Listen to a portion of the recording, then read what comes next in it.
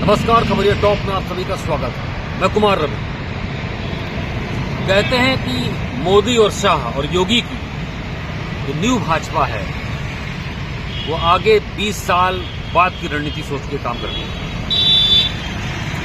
निश्चित तौर पर ऐसा कई चुनावों में देखने को मिला है कि तमाम विपक्षी पार्टियां उनकी रणनीति के आगे धराशायी हो गई। फिलहाल बात हो रही है दिल्ली की। दिल्ली विधानसभा चुनाव संपन्न हुआ। केजरीवाल की 1 दशक से अधिक की राजनीति वहां पर फिलहाल खत्म हुई।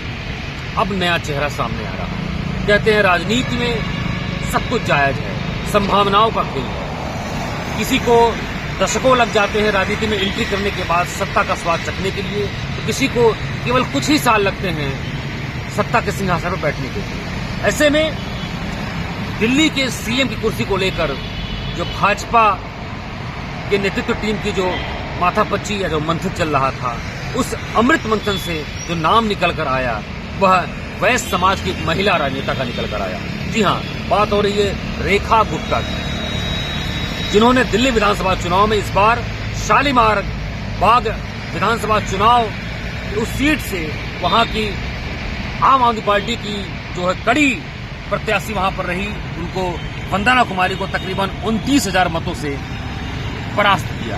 और उस परास्त का नतीजा यह रहा कि आज तमाम जो सोशल मीडिया पर जो कई नाम चल रहे थे उस रेस में सबसे आगे आगे खड़ी हुई। और बुधवार देर शाम को जब विधायक मंडल की बैठक हुई तो उसमें उनके नाम पर आखिरी मोहर भाजपा के आला कमान नेतृत्व ने लगा दी। रेखा गुप्ता तकरीबन 50 वर्षीय महिला हैं। मूल रूप से उनका जन्म स्थान हरियाणा का जिंद क्षेत्र बताया जाता है।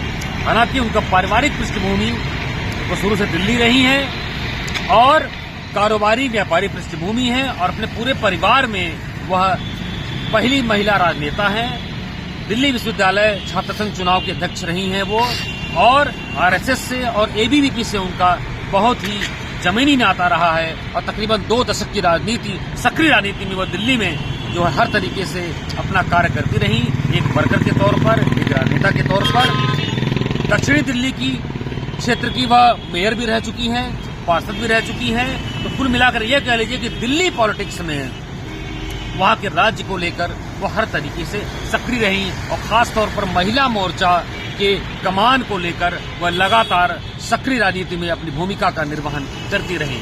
और जिस तरीके से उन्होंने शालीमार बाग सीट पर शानदार जीत की, शायद इसी का तोहफा है कि जो रेखा गुप्ता, जो अभी तक उसमें कई नाम चल रहे थे, प्रवेश वर्मा, विजेंद्र गुप्ता का, उन सबको पीछे छोड़ते हुए इस वैश्य समाज की महिला राजनेता ने बाजी मार ली। फिलहाल विधायक मंडल की जो बैठक हुई, इसमें निर्णय हुआ कि रेखा गुप्ता दिल्ली की 9वीं सीएम होंगी, वहीं विजेंद्र गुप्ता विधानसभा स्पीकर होंगे, जबकि डिप्टी सीएम के पद पर प्रवेश वर्मा होंगे।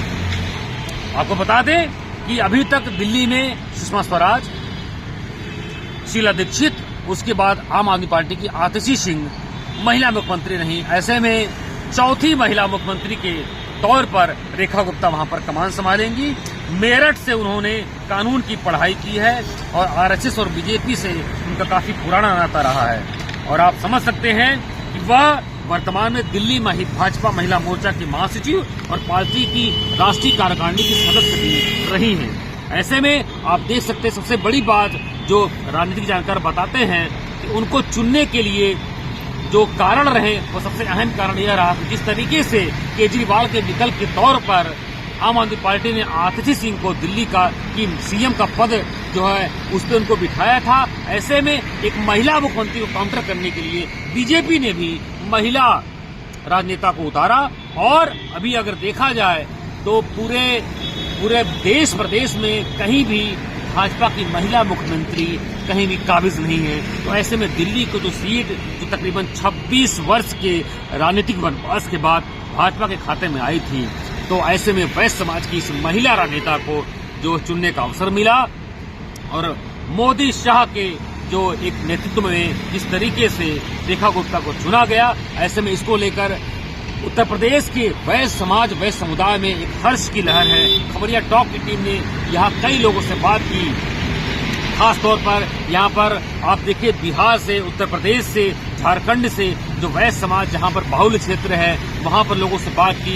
अखिल भारतीय कमलापुरी वैश्य महासभा के राष्ट्रीय अध्यक्ष मुखिया जी, साथ ही अखिल भारतीय कमलापुरी वैश्य महासभा के जो राष्ट्रीय महामंत्री मुजफ्फरपुर से जो शैलेश गुप्ता जी हैं, अखिल भारतीय कमलापुरी वैश्य महासभा उत्तर प्रदेश के प्रांतीय अध्यक्ष लखनऊ से जगप्रसाद गुप्ता, प्रदेश महामंत्री रवि गुप्ता, प्रदेश कोषाध्यक्ष आप देख लीजिए कानपुर से यहाँ पर जो राकेश गुप्ता, और साथ ही तमाम ऐसे जो वैश्य समाज के हैं। अगर आप दोसर वैश्य महासभा के जो राष्ट्रीय अध्यक्ष हैं लखनऊ के सुनील कुमार गुप्ता, और साथ ही लखनऊ उत्तरी क्षेत्र से जनप्रिय वैश्य समाज के विधायक डॉक्टर नीरज बोरा, जब उन्होंने भी अपने शुभकामना संदेश में भाजपा के शीर्ष नेतृत्व की बहुत बड़ाई की है और साथ ही शुभकामनाएं दी हैं कि जिस तरीके से वैश्य समाज के चुने हुए प्रतिनिधियों को राजनीति में और साथ ही सत्ता के केंद्र बिंदु में उनको लाया जा रहा है।